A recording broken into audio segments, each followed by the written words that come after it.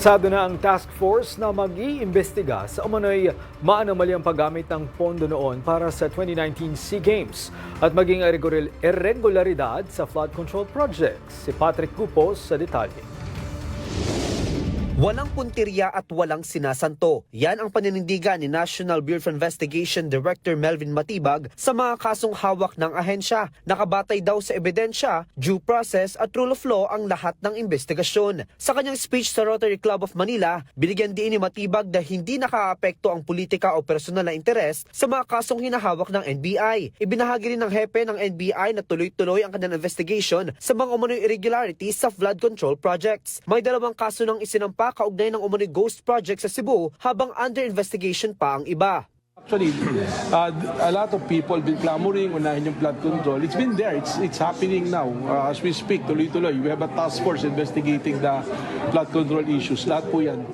Nabuo na rin ang Task Force Cash Cow na tututok sa investigasyon sa Philippine Southeast Asian Games Organizing Committee kaugnay ng umano'y maanomalyang paggamit ng pondo.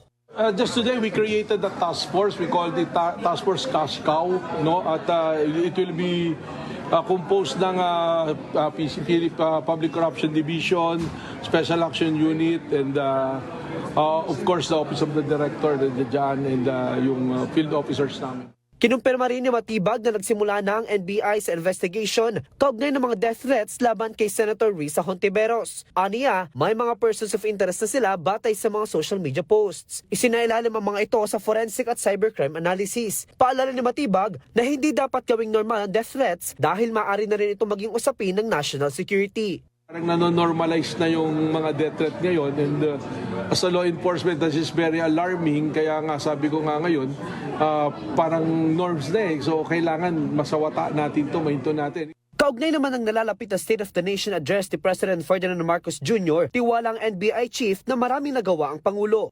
Well, seryoso yung presidente natin sa kampanya against corruption.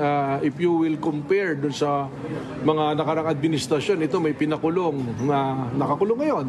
Mga matataas na ranggo, ang very noticeably rito, hindi pwedeng sabihin na namimili lang ng kalaban. Kabilang din sa mga tinalakay ni Matibag ang mga high-profile na kasong hawak ng NBI tulad ng human trafficking sa mga KTV sa Pasig, ang umano'y shooting incident sa Senado at ang investigasyon sa pagkamatay ng mga Ateneo student athletes. Para sa totoong balita sa Bagong Pilipinas, Patrick Gupo ng D1 1206 para sa 13 sa tanghali ng Congress TV.